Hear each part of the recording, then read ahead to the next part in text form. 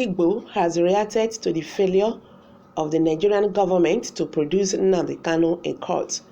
The group said that the Nigerian government is very irresponsible, irrespective of what the government may be planning to do. Ohanaeze Ndigbo said Nnamdi Kanu must be kept in a very safe place. According to PM News, it was reported that Nnamdi Kanu did not appear in court due to the strange reasons.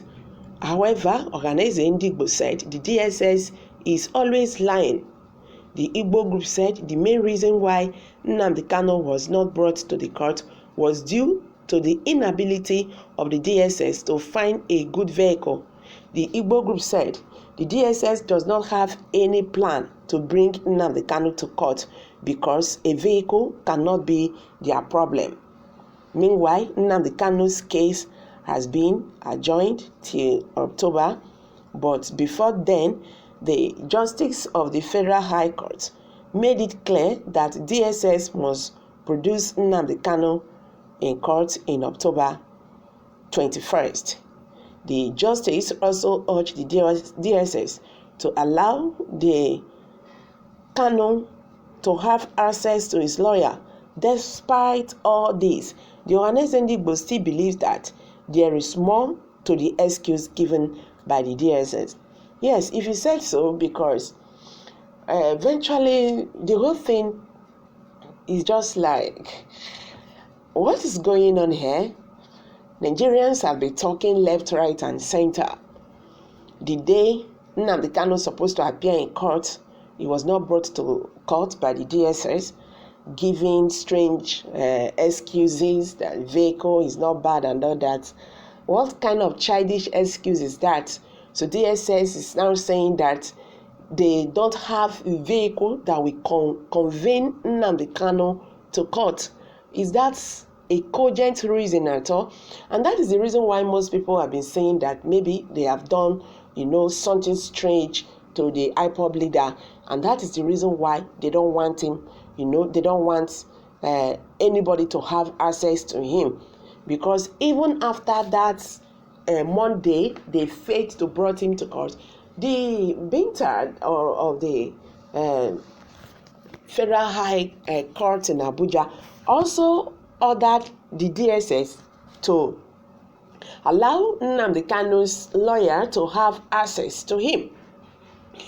But fortunately, or how do I say, Nnamdi Kanu could not even still see his lawyers, because the DSS also denied him access, to his lawyers and all that.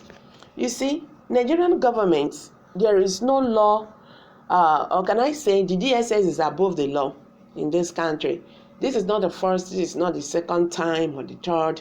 They always disobey the court's, rules and all that. They don't obey, but you don't blame them that much, because they are taking instruction from somebody. Somebody is out there giving them another instruction. After the justice, we order them to do something. Someone that's the level is even bigger than the justice there, we still give them another instruction. And that is the reason why they don't obey court's law. They do things just on their own. There is no law in this country. That is just the gospel truth. There is no law in this country. Anyway, guys, let's get back, to the news. In the statement made by the lawyer of the group, Chief Nwazurike said people are not happy with what is happening, and it is very clear that the Nigerian government is playing a dangerous game. He said Nnamdi Kanu was supposed to appear in court today, but we were told that the DSS had a logistic problem. When we investigated, we realized that the DSS was unable to get a vehicle that would be used to transport Nnamdi Kanu to court. The excuse of the DSS is very silly and unbelievable. We have not seen our son.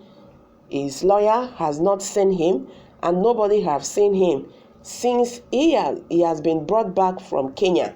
We have not heard from him, and we hope that nothing happens to Nnamdi Kanu. Well, whatever Nnamdi Kanu has done, he will ever remain our son, and we will support him to the end. So the game the DSS is playing, we are just saying that they should be very, very careful to avoid bigger problems. So, all right, Nigerians have reacted.